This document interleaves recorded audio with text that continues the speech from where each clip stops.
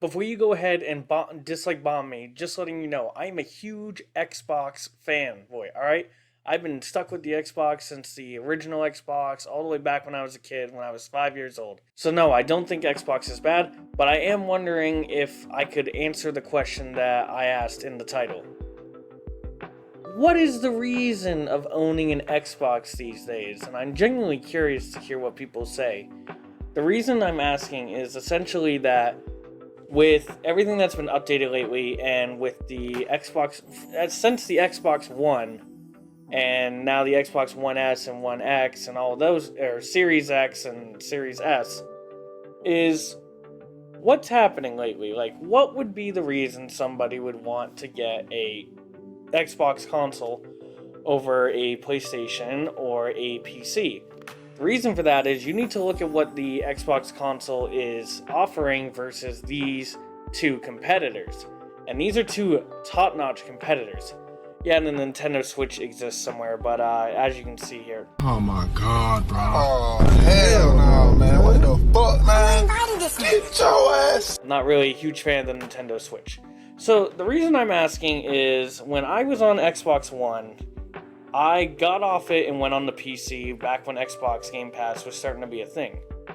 Then Xbox Game Pass PC, the Game Pass Ultimate, which I think is the normal nowadays, I don't really follow anymore, came out, and now people can play Xbox Game Pass games on PC. Xbox is owned by Microsoft.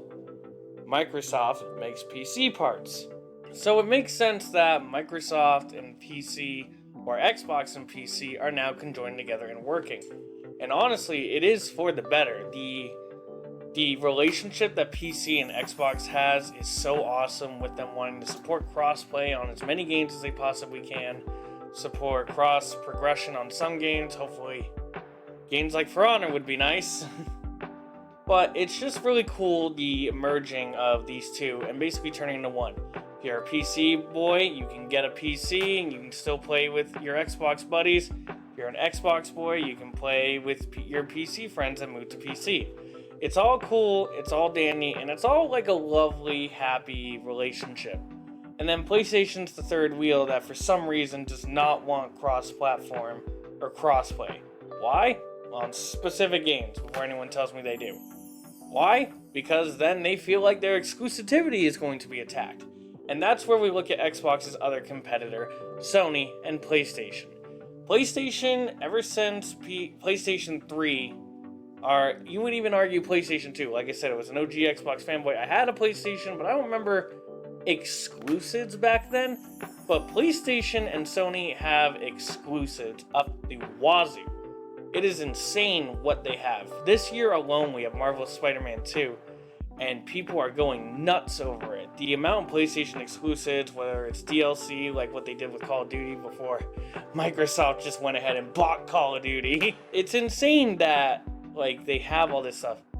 And I will give you my opinion right now. The way I see it is you should own a PC, because you can do more on a PC than just a console, and then own a PlayStation to get the PlayStation exclusives. The reason I'm making this video is essentially I just finished Ghost of Tsushima for the third time now. I had a PS4, it broke, and my buddy Morg gave me a PS4. Thank you, Morg, seriously. And I'm playing through the expansion finally. And I just got thinking in my head, Ghost of Tsushima is one of my favorite games of all time, yet I'm an Xbox fanboy. Now, that doesn't mean I'm going to have a despise for them, and the whole console wars, I don't care. In fact, I wish it would end so we could just have crossplay, and maybe PlayStation would put more games on PC. Where is the Ghost of Tsushima PC port? Please, for the love of God, PlayStation. You're not going to do it because I want to. But you'll put the Spider-Man games on, and you'll probably put Marvel Spider-Man 2 on PC in like 3 years. Seriously though, please get on that port. But like I said, it got me thinking. There is rumors and speculation, I don't know if it's been confirmed yet, that Ghost of Tsushima 2 is going to happen. Ghost of Tsushima is going to be a franchise. Or a series, whatever it's called. And I'm sitting here thinking, I'm like, if I can't play the sequel to a game that me and Mikey bought a console for, I'm going to be so mad. And the fact that they haven't put Ghost of Tsushima 1 on PC makes me fear that Ghost of Tsushima 2, I'm never going to see the light of day unless I buy a PS5. And I can tell you right now, I don't want to buy a PS5. I really don't. I don't want to buy another console. I'm really happy with my PC. I'm upgrading it, and I'm really happy with all that stuff. But anyway, that's besides the point. But that's why I'm even making this video, is that what is going to happen to Xbox consoles in the future? And a lot of people already started to speculate this. And essentially it was, we don't know. It was, I did some digging, I looked at Reddit and all that stuff, and the best answer I could see for someone wanting a Xbox console is price versus a decent PC. Now, depending on where you live, and if inflation didn't happen in 2023, you could argue that you could get a decent PC for the price of an Xbox Series S. In fact, my buddy Mikey will probably comment saying you could probably get one now. I'm not a complete PC expert, so I'm not going to say, oh yes, it is easier. Just gonna throw it out there. I'm trying to stay neutral for this. Another reason is basically simplicity. A console is very simple to deal with. Steam can sometimes be a headache, especially when it decides to update Tuesday night on a weekday after everyone's done working. And plus there's problems if you have problems with drivers and stuff like that. Basically maintenance, essentially. With an Xbox console, it is essentially if you want to put in different SSDs or hard drives and blow the dust off. That's basically it. With a PC, it's a bunch of other stuff that I'm not going to get into because honestly, I'm still learning all the process stuffs. But it's stuff like that. It's so price and simplicity and stuff like that.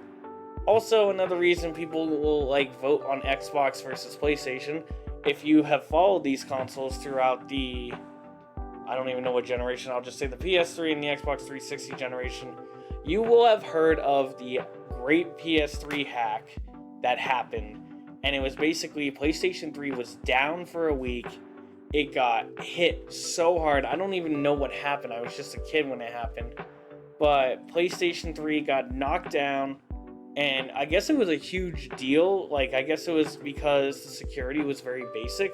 This was also back when PlayStation's online play was free. And that was a huge reason why a lot of people flocked to PlayStation. Hell, even I flocked to PlayStation 3 before Xbox Live. Because my dad said, why don't we just hook it up to the internet? Then you can do stuff on it. And I remember that being such a huge deal. And that is what kind of brought in the reputation that Microsoft and Xbox has of you don't really have to deal with a lot of hackers on Xbox. Now, if you enable crossplay with PC, yeah, unfortunately the PC community sucks and they hack and mod in online games. I can't really speak for everyone on that. Obviously, I don't agree with it 100%. I wish people would just play the game. Very, very basic and simple. But is price and simplicity really the reasons to get an Xbox console?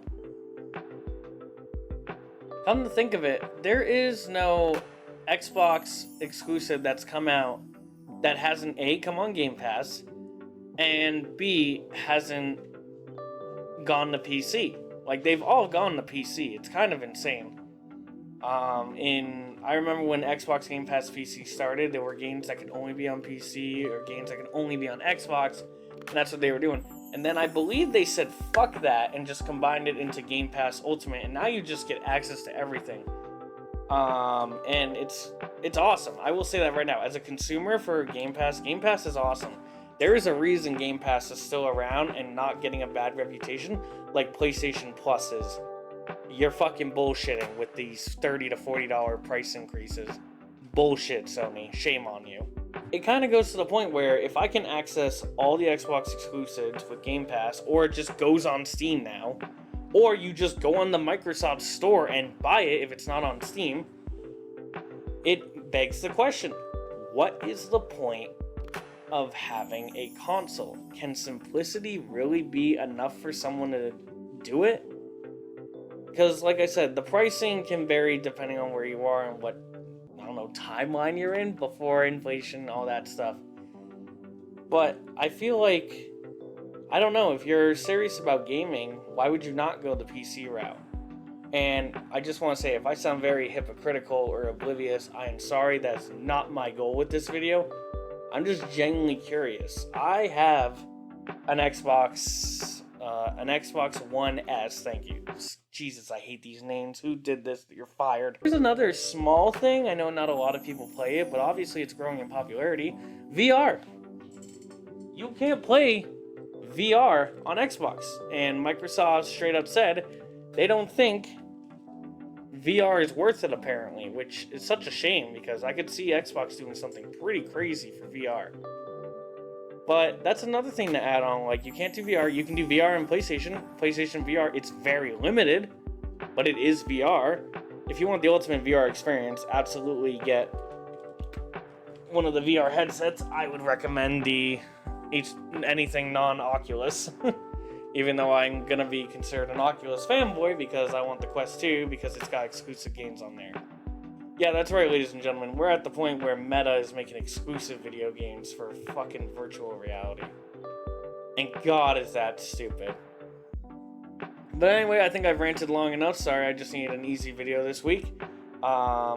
Next week we'll get a new look into, and I can't wait for you guys to see it. But yeah, anyways, I was just curious what your thoughts were. This just popped into my head, and I'm genuinely wondering what's going on, and will Microsoft get out of consoles altogether and just focus on PC? Or will they keep building consoles for the simplicity's sake of casual gamers? I feel like they still would. And like I said, the best thing I could think of for someone is building a decent PC and getting a PlayStation 5. That way you have access to PC exclusive games, Xbox Game Pass Ultimate, so Xbox exclusives, and then you have a PlayStation 5 or whatever the newest console is. Now you can access PlayStation 5 exclusives like hopefully Ghost of Tsushima 2. But anyway, thank you guys so much for watching, and I will see you all next week.